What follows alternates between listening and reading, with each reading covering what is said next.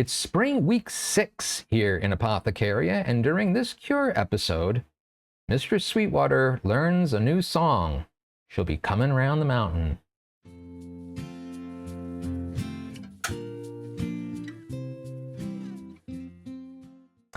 Hey there, Parz from Drawing Expressions. Welcome. Week 6 on all of the fun stuff that is going on within the Apothecaria world.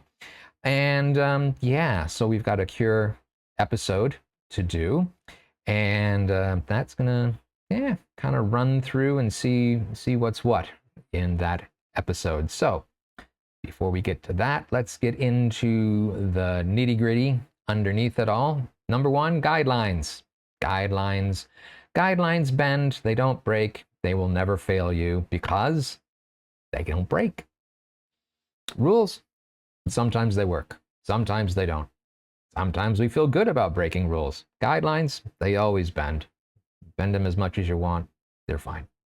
Okay, so the planner section is the same planner section as every time that for the past few weeks now, which is the story narration, and then a discussion of every bit and piece that went into the creative mixing bowl. So in the pantser section, we're going to be working with a common said adage within the creative writing community, which is that if you're going to write better, you should read more. And I am going to submit that there is another one that goes in there as well. To read better, write more. We'll get into that. But for right now, let's breathe and stretch. So sit up straight, have your butt bones sitting in your chair, and get ready to take a nice deep breath. Here we go. 1, 2, 3, 4, 5, and hold. 2, 3, 4, 5. Exhale. 2, 3, 4, 5, and hold. 2, 3, 4, 5. Deep breath in. And stretch.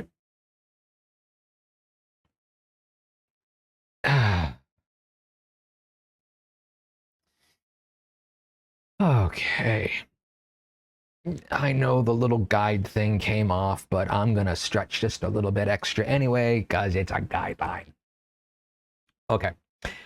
Yeah, let's just sort of dive right into the story.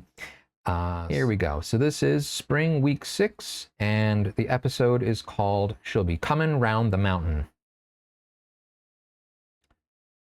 Sorry, what? How about this? Sit down, take a nice deep breath, then when you're ready, take it from the top. As Roger began to work through this calming exercise, I was able to take a minute to reflect on what had been, until his arrival, a lovely morning. I'd spent it quietly, starting with my now usual practice of sitting and breathing in front of the spirit house.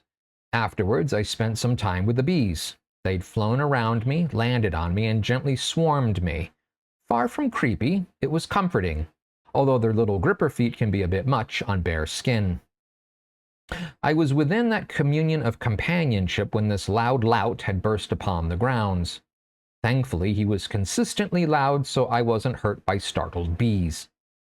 At first, I'd tried to ask Roger about why he was here, but all he'd been doing is talking and acting out something that had happened somewhere.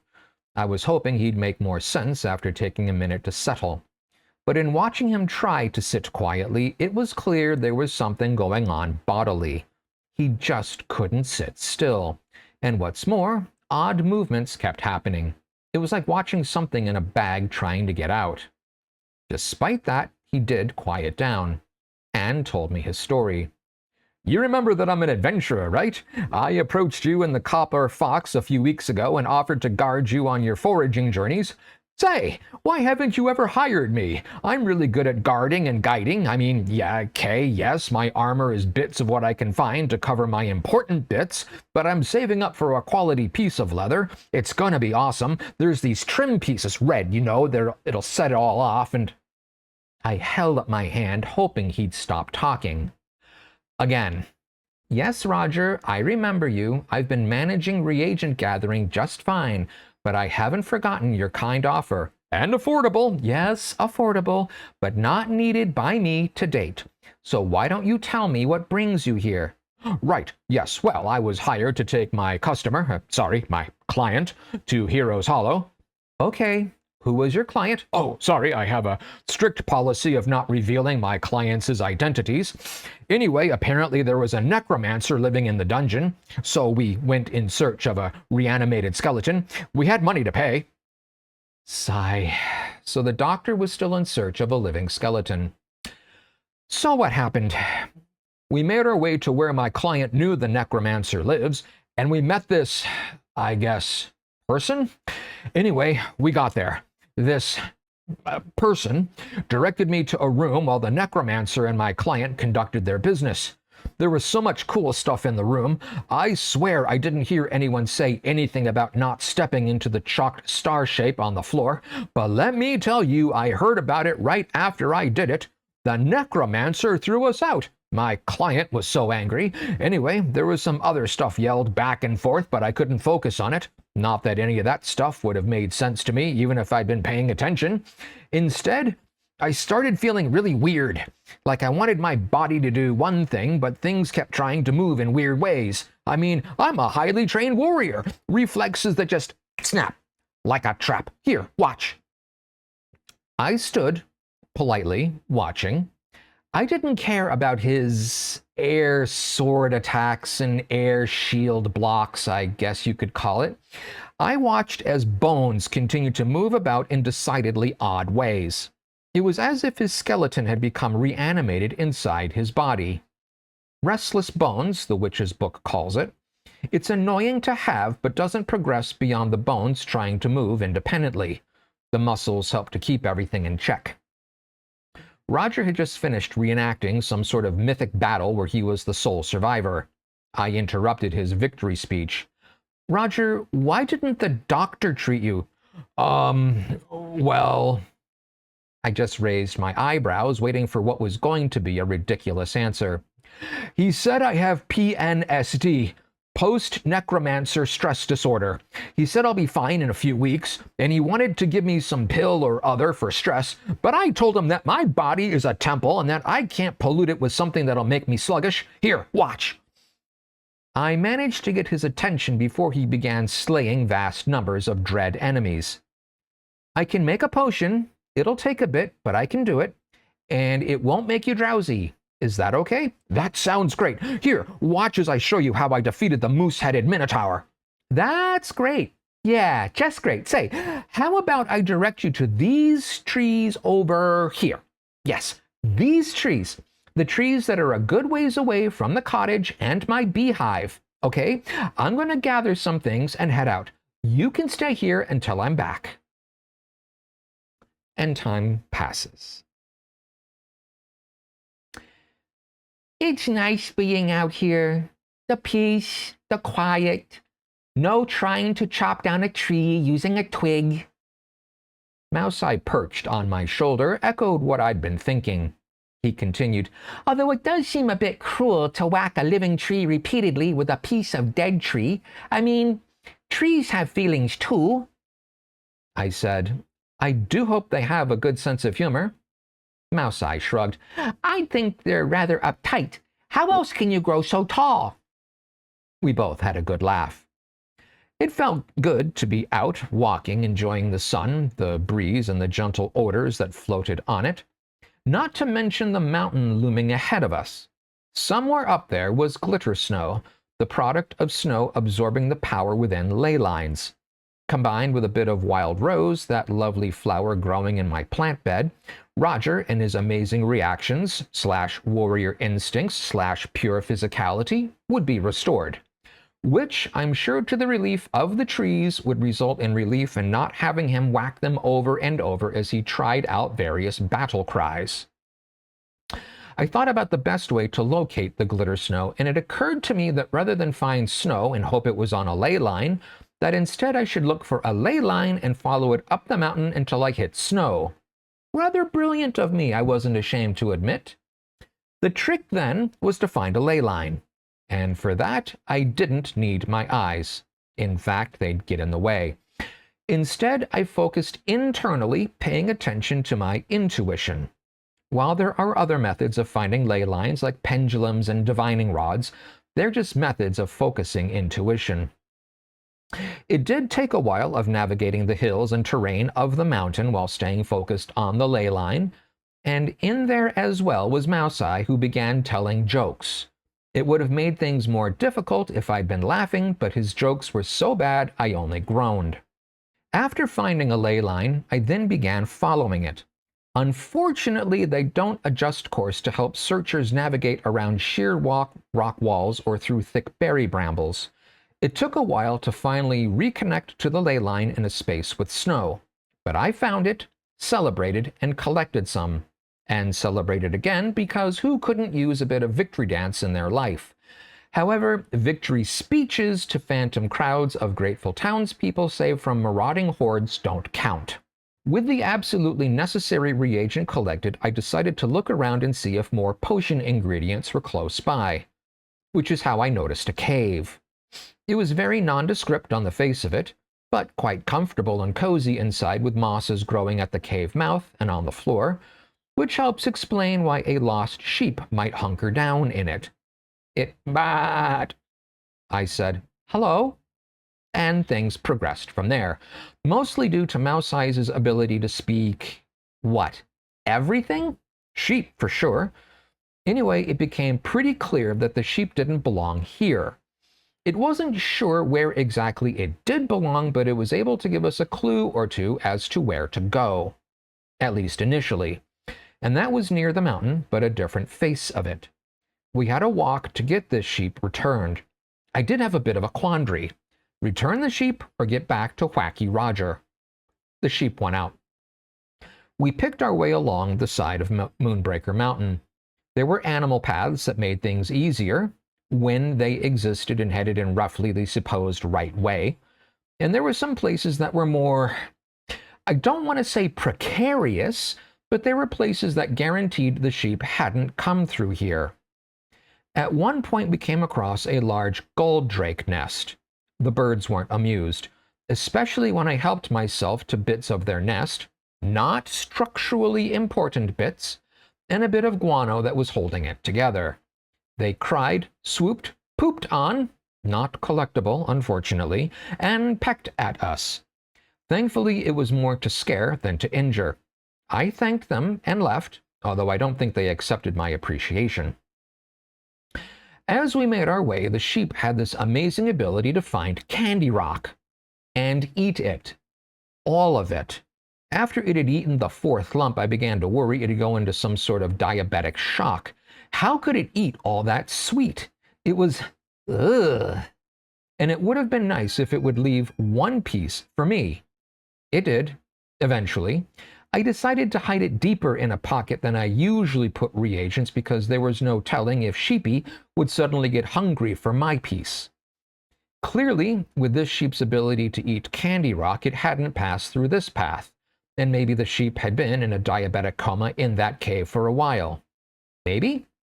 We did eventually spot a farm sitting in a lush valley. Shortly after, we heard sheep calls and sheep dogs. The sheep I was guiding no longer needed a guide. It took off like a shot, glad to recognize its home. It took me longer to get there. As I got closer, a few children ran out to meet me. "Did you find Gertie? What's your name?" "Ma!" were a few things yelled out. As I walked towards the main house, the children followed me and continued to yell out questions. A middle-aged woman emerged from the house, wiping her hands on an apron. "Greetings. Am I hearing correctly that you brought our fool runaway sheep home?" I said I had, and that I'd found her in a Moonbreaker Mountain cave. "Is that a fact? I wonder what she was doing up there." I told her I suspected it was for candy rock. Sounds like her. Anyway, my thanks for the service. Do you live locally? I don't believe I recognize you." "I'm Mistress Sweetwater, the new witch near High Rannoch." "Are ya? Well, it's getting late enough that you shouldn't be traveling back. You'll twist an ankle or worse up there. You'll stay with us the night and can head back safely when the sun's up tomorrow." I started to refuse, but she insisted. Don't fret for room or board. We got plenty enough for both. Have to, what with all the little ones. And it's what we've always done for the High Rannoch Witch. Oh, you knew the old witch? Sure we did. Didn't come often, but it was a joy to have her stay. I was given an honor guard. One child was assigned to show me, the others came and helped, to see me to a bedroom where I'd be sleeping with the girls, so I could clean up before dinner. It was tasty, and there was plenty, and by plenty I don't simply mean the food. The whole family, including the father and a couple of older boys who'd been working in the fields, were excited, happy, and laughing. I think my presence was an excuse to have a bit of a party. After the meal and associated cleanup, I insisted that I help. We talked and sang and danced. Somewhere in all that, I found out their family name is Bleater. I guessed sheep farming had been part of the family tradition for a long time. Also somewhere in there, I was introduced to a song they liked to make up for guests. Apparently the old witch loved it and would come armed with a verse or two. It starts like this. She'll be coming round the mountain when she comes, when she comes. She'll be coming round the mountain when she comes, when she comes. She'll be coming round the mountain, she'll be coming round the mountain, she'll be coming round the mountain when she comes, when she comes. The she, meaning me. The next verse was, she'll be bringing back our Gertie when she comes, when she comes. I'm sure you get the idea that it just repeats after the first stanza. And so on. I tried to make up a good line for the song. My creativity was aided with a nip or two of something very appley, very yummy, and very burny when swallowed. So I sang, she'll be carrying a mousie when she comes, when she comes. All eyes turned towards me when I sang that, partly in a bit of shock, but mostly because Mouse-Eye, the always watchful, the never seen, the little trickster, was dancing on top of my head. I think I'd had enough of whatever it was for the both of us. It was a delightful night. And overnight was unusual, given that there were several of us all sleeping together in the same bed. Between the long day, the celebrations, and everything, I fell asleep right away. I was told by one of the younger girls that I snored, but she said it was funny to hear, so it was okay. One early filling breakfast later, I was ready to go. Mrs. Bleater handed me a small pot of something sweet. It would keep just fine for use in my potion. She insisted on contributing to the potion since that was the original reason I'd been on the mountain in the first place. I bid them farewell and headed out. It didn't take anywhere near as long to return as it had to get there. Not trying to find and follow ley lines can save huge amounts of time. But it was midday when I got back to my cottage. To the peace, the quiet, and the grunts of satisfaction from skewering imagined vanquished foes. I let him continue with his training session, I guess it'd be called, as I prepped and brewed the potion. It took seconds to mix the crushed rosehip seeds with the glitter snow, quite melted now, but still effective, and the added sweet from the bleaters. My warrior prince patient would have licked it clean, I think.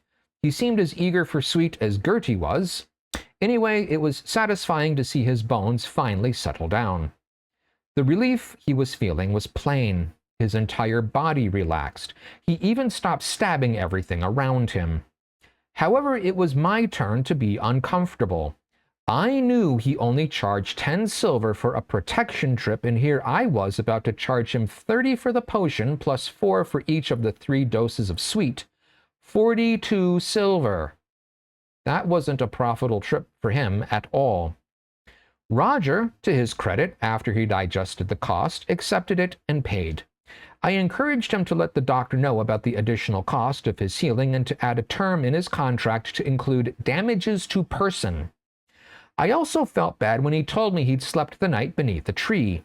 He said he felt uncomfortable sleeping in someone else's bed, especially a witch's bed. It took me a minute to digest that, but I gratefully accepted his sacrifice of personal comfort. After he left, I got to work on the grounds. It wasn't that I'd not done anything on the land for weeks, but I wanted to get back to my usual routine.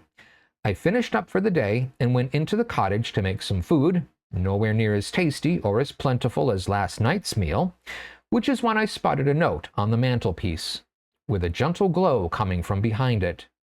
That I decided would have to wait until tomorrow. And that is the end of the episode. Okay, so I hope you enjoyed that episode. And now let's take a moment to clear the air, clear our heads, clear our minds. Little breathe and stretch. Take a nice deep breath in. Here we go. And stretch.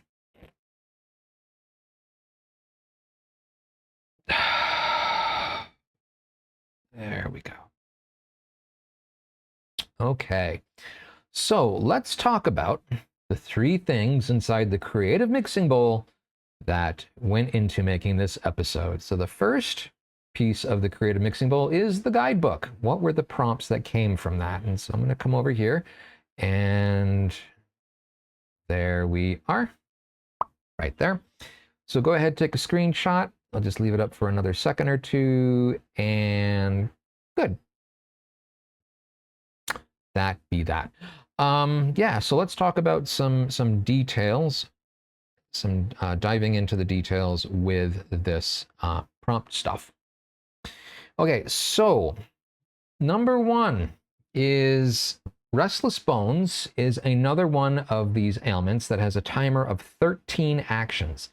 So if there's ever an opportunity to take advantage of a situation where we can go and spend some time doing something, this is it. This is one of those opportunities. And so we absolutely, Alicia and I, took that opportunity with this timer 13 ailment. In fact, you'll see in the details that we actually have two prompts. Yeah, so there is so much time, in fact, that one of the things that we felt it necessary to do was to mop up a bit of time using a second prompt. So the 2 prompts, first was the finding of the lost sheep on Moonbreaker Mountain and the decision whether or not to rescue.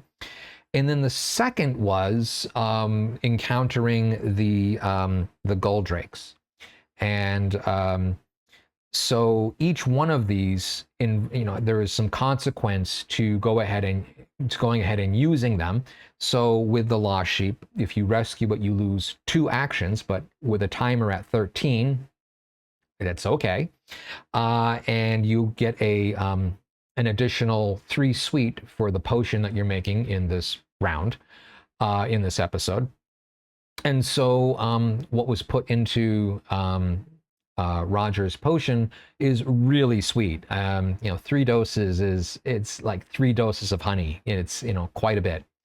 Sickly sweet is perhaps a way to put it. And then the other thing with the Guldrakes is you lose 2 foraging points because you disturbed them. Foraging points don't really matter to us all that much, and so again, that's sort of it doesn't affect us negatively much at all. But for story purposes, it was brilliant because it allowed us to tie some things together and have some real fun with it within the episode. Okay, so what's been written before? Let's kind of cover a few things that have shown up in prior episodes that we're going to reference and bring forward into this particular episode. So one was Robert Robertson. Now, he is the adventurer that we meet in the Copper Fox Tavern, week 1, right out of the gate. And at that time, we were feeling really poor. Like, we had just made 20 silver curing somebody, and he's going to charge us 10, and that's quite a bit. Now we're making some serious coin. He charges 10 anyway. Yeah, so it never scales. And as a quick note, the adventurer, if you do hire him out of the Copper Fox Tavern, he can negate one environmental prompt. So if for whatever reason we had decided to hire Robert Robertson, despite the fact, he was the one that we made ill, or that I made ill. If I had picked somebody else and I wanted an adventurer to come along with me, we could have negated like the Goldrakes. But what's the point? We wanted to have that there for story. But if there was something that we wanted to have negated right off, that's what the adventurer does. That's just that adventurer mechanic. Okay. So in a game is normally thought of within Apothecaria, this can be very helpful because it's a very prompt heavy game. Alicia and I are playing very prompt light, and so it does not make that much of a difference to us. The other thing that I wanted to highlight here is that we've only been to Moonbreaker Mountain once, and we encountered Madcap, and really we spent most of the time that we were there up in the Cloud Isles. So Moonbreaker Mountain is sort of this unknown quantity in a big respect. And so going back and picking up some reagents out of there, it was sort of a way to kind of kill a couple of birds at once, right? We have to go get reagent from there, or we're choosing to get a reagent from there, and at the same time, we can go and explore the mountain. And boy, did we. Okay, so let's talk about the imagination piece. So these pieces that we're going to be putting in that are coming from us. And so the first one that I wanted to highlight is that Restless Bones, in the description in the guidebook, it says it can be caught as part of a necromantic ritual. Necromantic ritual. If we combine the doctor's desire for an animated skeleton or reanimated skeleton and the presence of the vampiric necromancer inside Hero's Hollow, voila, we have ourselves a match made in heaven, and we're just going to go with it. And of course, that person is Igor, because it's sort of a question mark. Anyway. Another thing to talk about is that glitter snow is what forms when snow sits on a ley line. And a ley line is a channel of energy. It's usually thought of as being within the ground.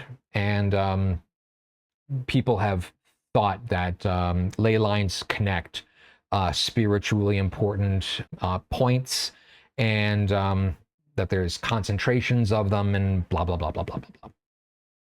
So they're magical, they carry energy. And so having the snow sit on top of it means that they are going to hold on to some of that energy and therefore become a reagent themselves.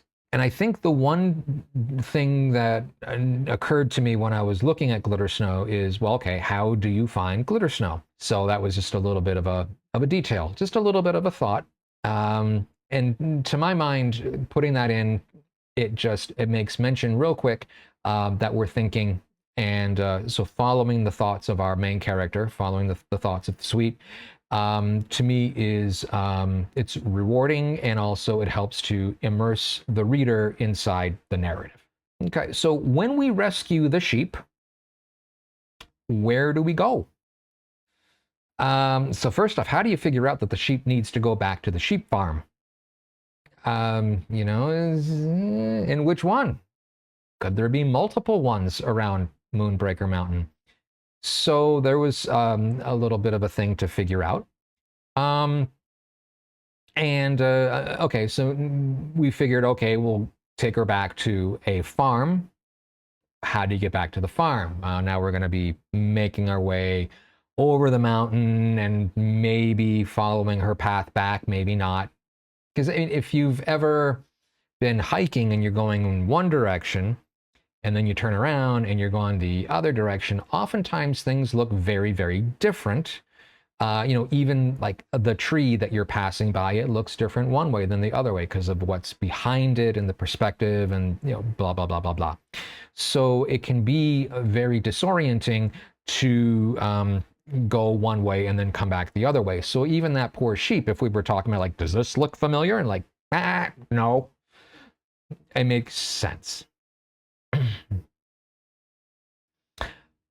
Okay, so when we get back to the farm, this now provides a opportunity to explore another one of the prompts that we had, which was we came up with what was the witch's favorite song. We hear it or we learn what it is. And I don't know that this was her favorite song. Well, she'll be coming around the mountain, but I just couldn't resist. I mean, if you're going to have the witch coming around the mountain, literally, to get to the farmhouse, why not use that song? And it's accessible, it's fun, it's a group little sing-along thing. Everyone, okay, not everyone knows it, but a lot of people know it. It's something that I sang when I was a kid, and so yeah, it's just a fun little party song, and it fits the spirit of what I was trying to create inside the house. Simple joy, nothing complicated, nothing cultured, nothing, but it's just rousing joy and embracing life. And of course, the last thing I wanted to talk about is the Goldrake disturbance. Why not? Since we're going to be disturbing the nest, disturb the nest by harvesting a bit of its, the straw bits, nest bits, which is one reagent, and then the guano itself. So you get a twofer right there. It all just makes sense. Narratively, it just makes sense. So welcome to the Pantser section. This is the discussion section, and I want to talk a little bit about an adage that is oft used by authors and creative writers, which is you want to read more in order to write better. It makes sense to interact with things that have been created already in order for you to gain inspiration to do your creative work better, right? So read more in order to write better. It makes sense. It's simple. Boom, there you go. So something that Alicia and I have discovered is that the reverse is also true, which is to say, write more in order to read better. Now, what do I mean by that? So I read to she and I at night before we go to bed. It's a nice way for us to both settle down and then kind of, peacefully drift off. And we select our stories so that they're not, hyping us up. You don't want to be on the edge of your seat. So, we very specifically pick books that are not written like that. As an example, right now we are reading some Charles Dickens, A Christmas Carol, because Christmas is starting to approach. And we've read some other works as well. So before we started doing our Apothecaria writing, one of the main things that we would read was Terry Pratchett, Discworld. And there's a lot of sense in that because it's funny, it's engaging, it's rich, and yet it's not the type of thing where it's got you on the edge of your seat. It gives you a story to follow along, but there's no real violence, there's no real none of that, right? And we would try other things, and oftentimes they just wouldn't resonate with where we were. And then we started writing Apothecaria, and we started to engage with words and sentences and structure and grammar. And there's a couple things that started to happen. And one of them, the one that I want to highlight here, is that our appetite for different kinds of books grew.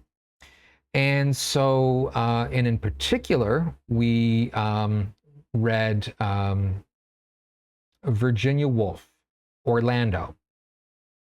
Didn't really know anything about Orlando. Apparently, there's a movie. A friend of mine told me. I haven't watched it. But we read Orlando. And it was good. It was a good book. And then we read Mrs. Dalloway a little while later. And boy, that was an eye-opener.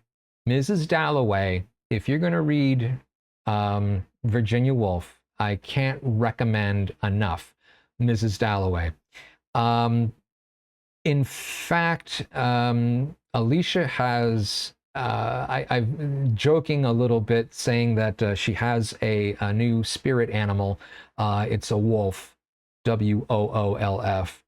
And because she has taken what Virginia Woolf was doing with her structure and her train of thought sentences and following different people and having the narrative pass from person to person to person as we're kind of following all that and listening to their thoughts and all of these things. Structure-wise, it's amazing. Story-wise, it's amazing. But the structure of it and watching what she does and how she does it, it's incredible. And Alicia has really, it really sparked something within her.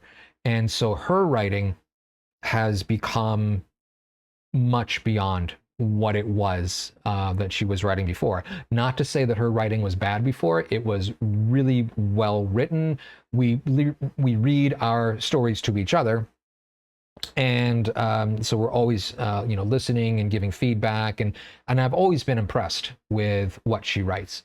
But with this edition of the Virginia Woolf inspiration, wow, what a difference.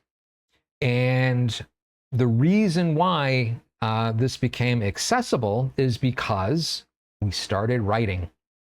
And so I say to you, if you want to read more, or if you want to read better, or have an expanded palette for literature, write more.